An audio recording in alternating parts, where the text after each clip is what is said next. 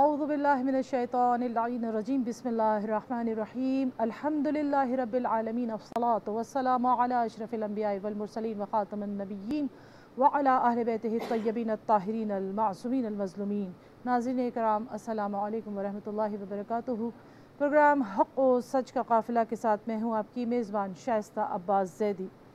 अलहम्द करीब आया गमे इश्क़ का साहिल, अलहम्द कि अब सुबह शहादत हुई नाजिल। बाजी है बहुत सख्त मयाने हक़ व बातिल, वो ज़ुल्म में कामिल हैं तो हम सब्र में कामिल। बाजी हुई अंजाम मुबारक हो अज़ीज़ों, बातिल हुआ नाकाम मुबारक हो अज़ीज़ों। 10 मुहर्रमुल हराम सन 61 हिजरी यानी रोज़े आशूर न सिर्फ तारीख़ इस्लाम बल्कि तारीख़ आदम व आलम का वो स्याह तरीन दिन था कि जब दर्दो अलम की वो दास्तान रक़म की गई कि जिसकी मिसाल दुनिया में कहीं और नहीं मिलती।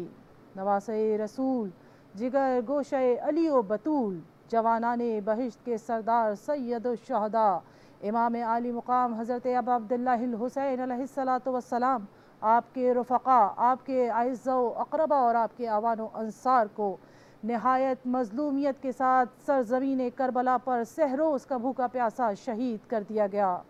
और जुल्म इस पर भी बस न हुआ बल्कि बाद शहादत शहदाए करबला के सरों को उनके तन से जुदा करके नौखाए नेज़ा पर बुलंद कर दिया गया। जुल्म इस पर भी न रुका बल्कि बाद शहादत इमाम आली मकाम नवासे रसूल हज़रत इमाम आली मकाम हुसैन अलैहिस्सलातु वस्सलाम की लाश से लिबास तक लूट लिया गया। हत्ता कि एक शकी ने इमाम आली मकाम की अंगुश्तरी को हासिल करने के लिए नवासे रसूल की अंगुश्त मुबारक को क़ता कर डाला। जुल्म इस पर भी बस न हुआ। शाम गरीबा के घुप अंधेरे में एक तरफ क़याम हुसैनी जल रहे थे तो दूसरी तरफ फ़ौज यजीद में घोड़ों की नालबंदी की जा रही थी ताकि नवासे रसूल जिगर गोशे अली व बतूल इमाम आली मुकाम अलैहिस्सलाम की लाश की पामाली की जा सके। नाज़रीन, रोज़े आशूर ये अज़ीम मारके हक़ व बातिल किस तरह बर्पा हुआ और क्या वाक़यात और हालात पेश आए, ये जानने के लिए हमने आज अपने प्रोग्राम में मदऊ किया है मारूफ़ मजहबी स्कॉलर मोहतरमा डॉक्टर सरवत रिज़वी साहिबा को। आइए इनको प्रोग्राम में खुशामदीद कहते हैं। अस्सलामु अलैकुम। वालेकुम अस्सलाम। डॉक्टर साहिबा, आपकी तशरीफ़ आवरी का बहुत शुक्रिया। बग़ैर किसी ताख़ीर के मैं चाहूँगी कि आपसे सवालात का आगाज़ किया जा सके ताकि हमारे नाज़रीन और यहाँ मौजूद तालिबात आपकी गुफ्तगू से मुस्तफ़ीद हो जाएँ। मैं सवाल आपसे करना चाहूँगी कि रोज़े आशूर का आगाज़ किस तरह हुआ और सुबह आशूर के उभरते सूरज ने क्या मनाजिर देखे? बहुत शुक्रिया शाइस्ता अब्बास साहिबा इस प्रोग्राम में मुझे बुलाने का।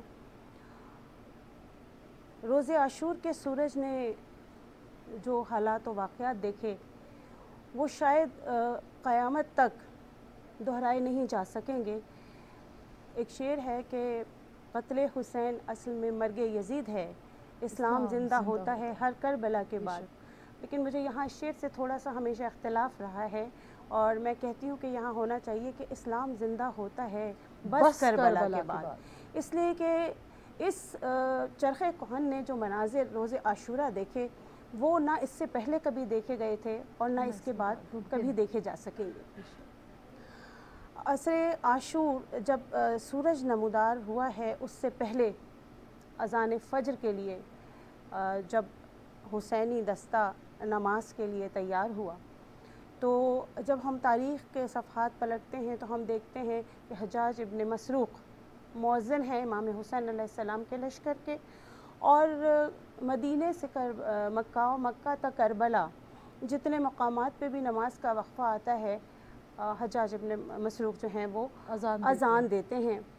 लेकिन एक तब्दीली ये आई कि जब फ़ज्र का वक्त आया और शब आशूर तमाम होने को है तो इमाम हुसैन अलैहिस्सलाम अपने उस खूबरू फ़र्जंद को आवाज़ देते हैं कि अली अकबर तुम जाओ गुलदस्ते अज़ान पे अज़ान कहो। सवाल ये पैदा होता है कि मौला اب تک تو حجاج ابن مسروق کی ڈیوٹی تھی، وہ اذان دے رہے تھے، لیکن یہ کیا وجہ ہے کہ آج اس سورج کے نمودار ہونے سے پہلے علی اکبر اذان فجر دیں گے؟ تو میں کہوں گی کہ شاید، بلکہ یقیناً آپ لوگ سب تواریخ میں پڑھتے آئے ہیں کہ علی اکبر وہ شہزادے تھے جو امام حسین علیہ السلام کی دعائے نیم شبی تھے۔ جب مولا کو اپنے نانا رسول خدا صلی اللہ علیہ وآلہ وسلم کی یاد آتی تھی تو علی اکبر کے چہرے کی زیارت کیا کرتے تھے۔ تو اس میں ایک حکمت عملی پوشیدہ ہے حضرت علی اکبر علیہ السلام کے اذان دینے میں، کہ جتنے اس وقت قاتلان امام حسین علیہ السلام تھے، جتنے اس وقت فوج یزیدی کے لوگ تھے، وہ سب مسلمان تھے، وہ سب کلمہ گو تھے، اس میں کوئی ایسا نہیں تھا جس نے کلمہ نہ پڑھا ہو، وہ سب اپنے آپ کو محمد کے دین کا ماننے والا کہتے تھے، اور جس محمد کے دین کا ماننے والا وہ اپنے آپ کو کہتے تھے علی اکبر اس محمد کے شبیہ تھے۔ تو میرے مولا نے یہ کہہ کے حجت تمام دی کہ علی اکبر جاؤ گلدستہ اذان پہ جا کے اذان دو، کیونکہ مولا چاہتے تھے کہ ایک مرتبہ تمام مسلمان متوجہ ہوں اور محمد عربی کی آواز سنیں، شکل و شباہت دیکھیں، وہ نور دیکھیں، تو اس نور کے پیکر کو دیکھ کے، شبیہ رسول کو دیکھ کے شاید وہ اپنے اس مذموم ارادے سے باز آ جائیں۔ اور مولا نہیں چاہتے تھے، مولا کی دیکھیے فرمودات میں بار بار یہ الفاظ ملتے ہیں کہ میں نہیں چاہتا کہ تم لوگ میرے خون سے اپنے ہاتھ رنگو۔ مولا نہیں چاہتے تھے کہ امت محمدی اس گناہ کبیرہ میں شریک ہو، اس گناہ کبیرہ کو انجام دے کہ نواسہ رسول کا قتل جو ہے امت محمدی کے گردن پہ آئے۔ تو مولا نے اس لیے جناب علی اکبر علیہ السلام کو گلدستہ اذان پہ جانے کی اجازت دی، حکم دیا۔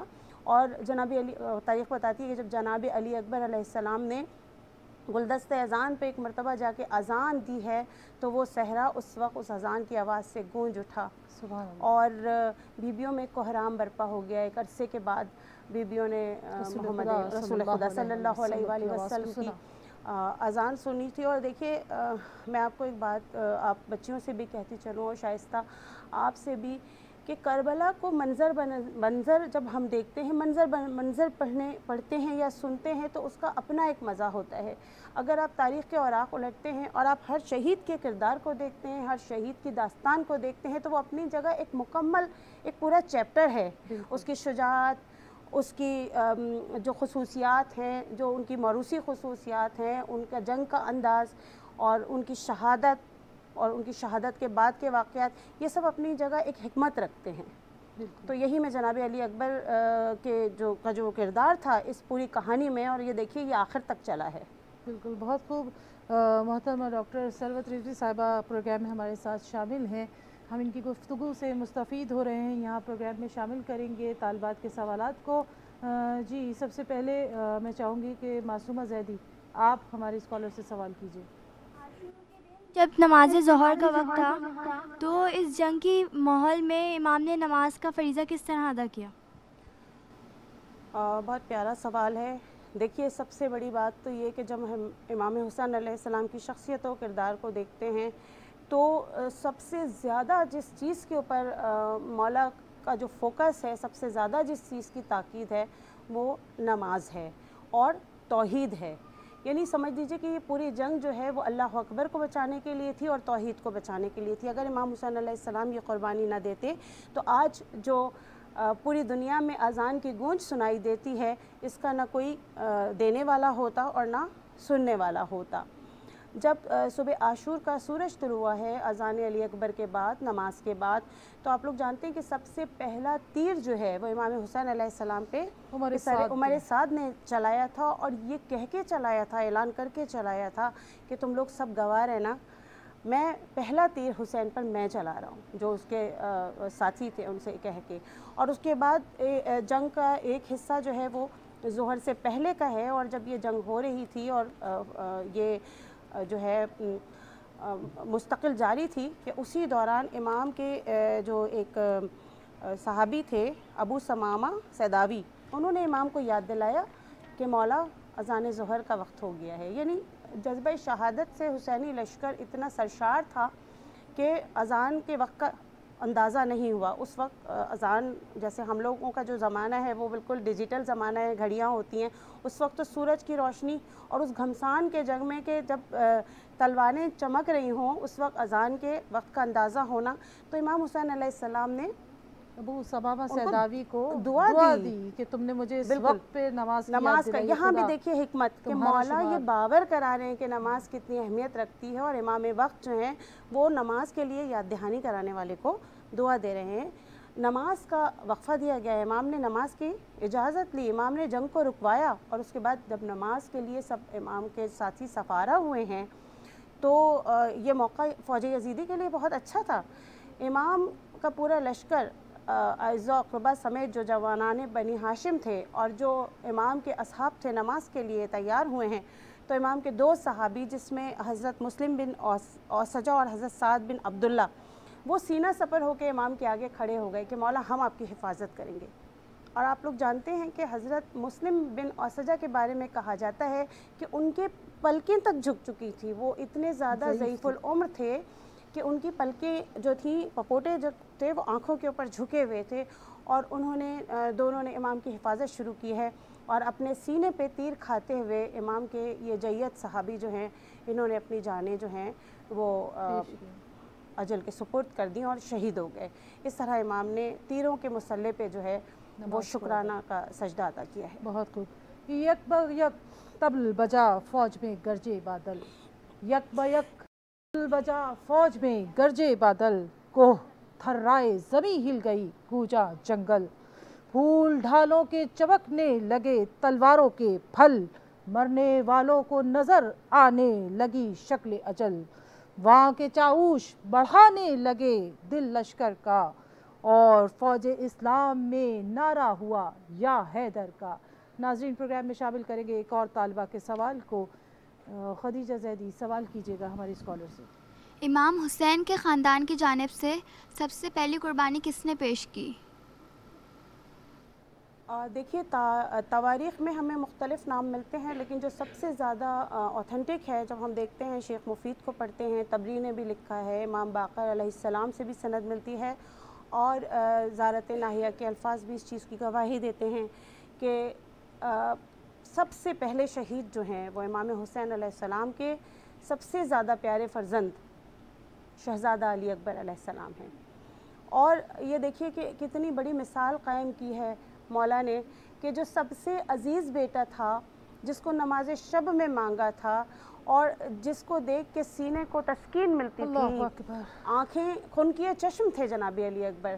کہا جاتا ہے کہ امام جناب علی اکبر کو سینے سے لگاتے تھے اور کہتے تھے بیٹا مجھے تمہارے پاس سے اپنے نانا رسول اللہ کی خوشبو آتی ہے.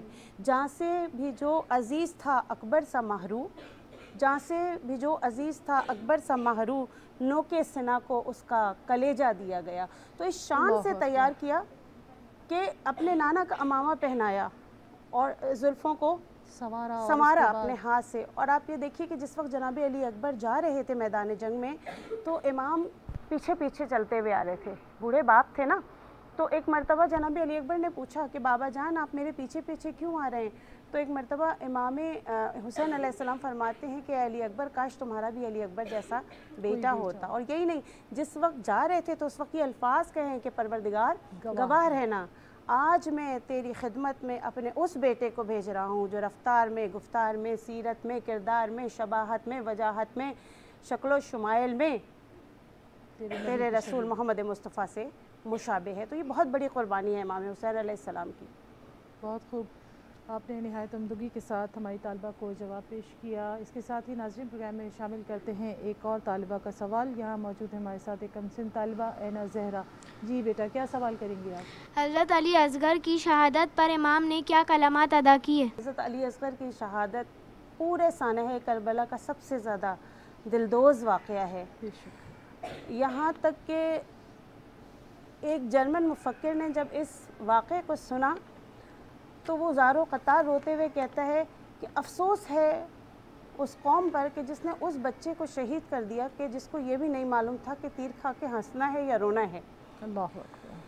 اور آپ یہ دیکھیے کہ جناب علی اصغر نے یہ چیز ثابت کی کہ حجت خدا کا بیٹا بھی حجت ہوتا ہے، کہ جب امام حسین علیہ السلام کے آخری جو صدائے استغاثہ تھی کہ حل من ناصر ینصرنا، تو جناب علی اصغر نے اپنے آپ کو جھولے سے گرا دیا، اور امام حسین اس ننھے سے بچے کو اپنی ابا کے دامن میں چھپا کے لے کے چلے کہ کہیں دھوپ میں مرجھا نہ جائے، یہ کہہ کے ماں نے ڈال دی بچے پہ ایک ردا، مرجھا نہ جائے پھول میرا آفتاب میں۔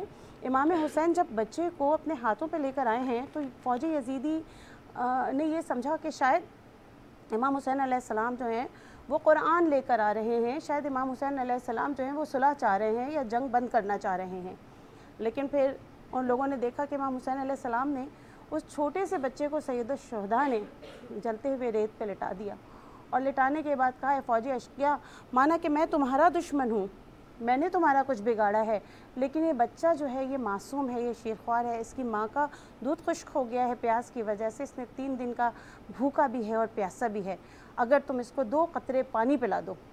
اور اس کے بعد مولا نے حجت تمام کرنے کے لیے یہ بھی فرمایا کہ دیکھو، اگر تم انسان ہو تو اس کو انسان بحیثیت انسان، ایک انسان کا بچہ سمجھتے ہوئے اس کو تم پانی پلا دو، سیراب کر دو، اور اگر تم عرب ہو تو تمہاری غیرت اور حمیت کو کیا ہوا کہ اتنا چھوٹا ششماہا بچہ بھوکا اور پیاسا ہے اور تم اسے 2 بوند پانی نہیں دے سکتے۔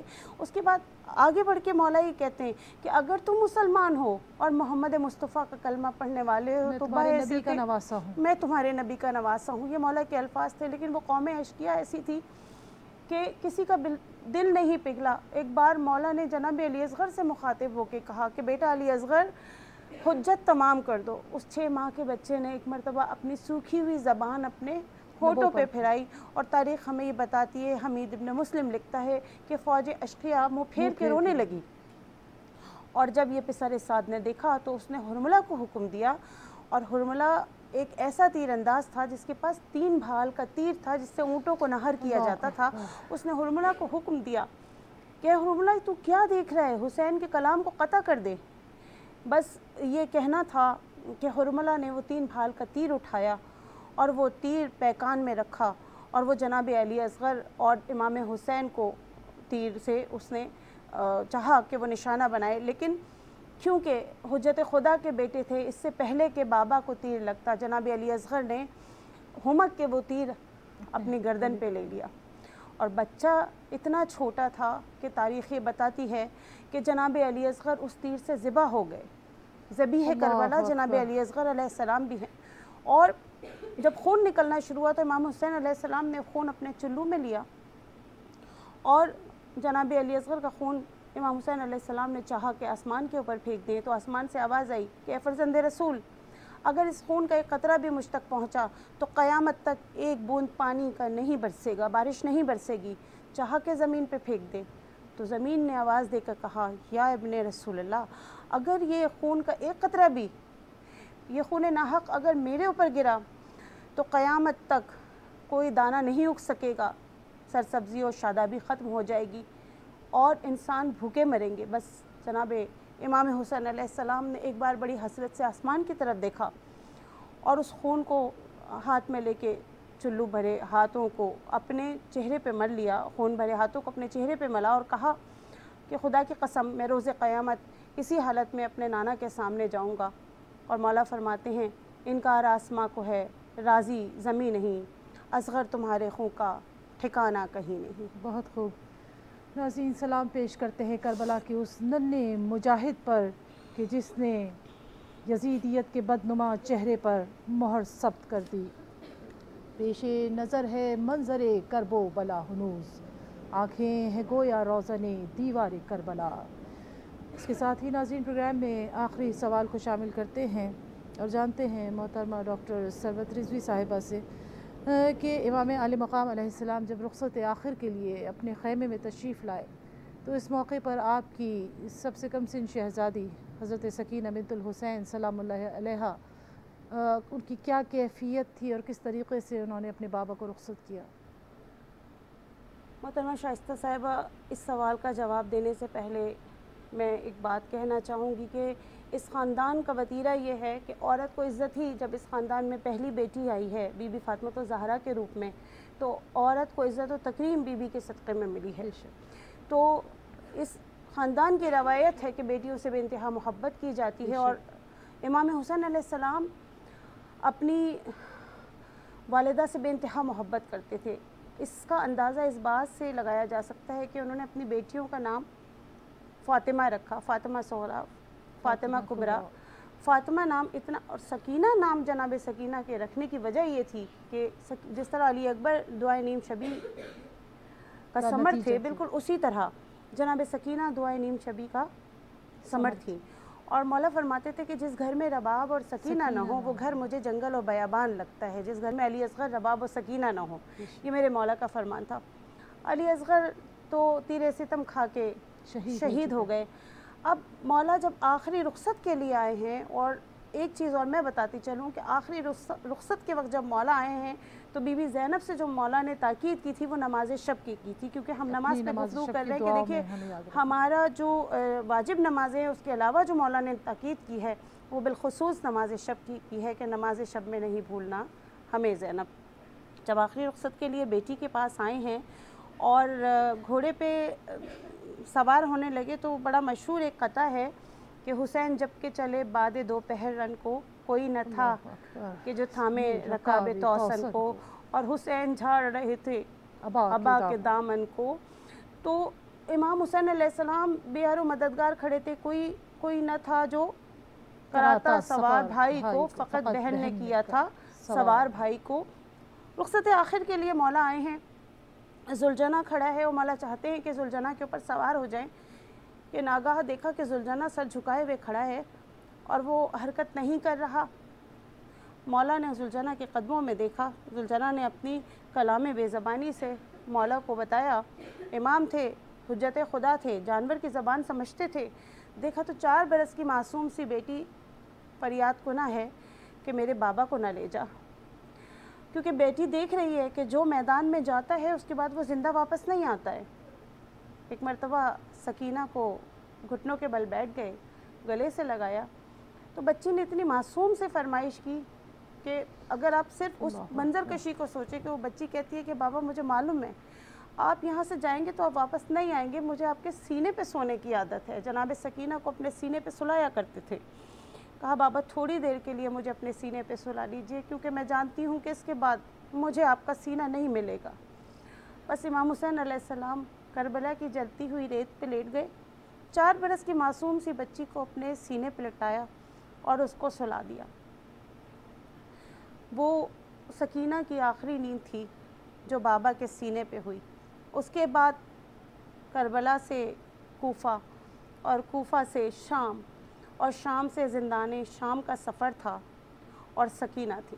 کہ ہے اشک بار تیری یاد میں حسین، ہر دل ہے بے قرار تیری یاد میں حسین، پامال دیکھ کر تیرے گلشن کی رونقیں، روتی رہی بہار تیری یاد میں حسین، فاقہ کشی و تشنا لبی کا ہے ترجمان، ہر شخص غم گسار تیری یاد میں حسین۔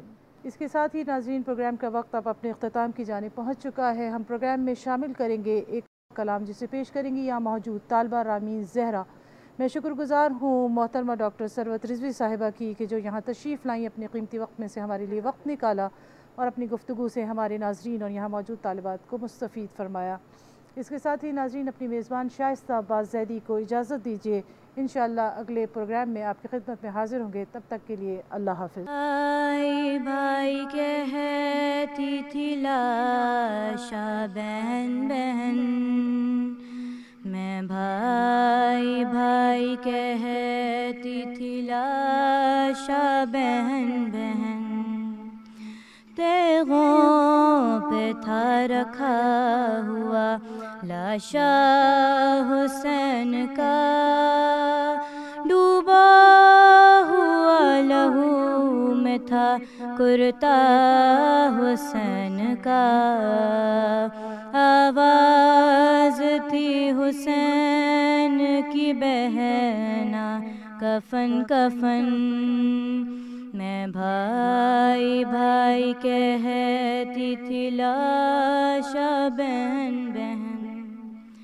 قاسم کی لاش لائے تھے دامن میں شاہدی، سہرے بے نیاز تھی نوشاہ کی جبیں، ایک شب کی رہ نہ پائی تھی جس کی دلہن دلہن، میں بھائی بھائی کہتی تھی لاشا بہن بہن، برچھی کلیجہ علی اکبر پہ جب لگی، بابا کو دی صدا کبھی آواز مجھ کو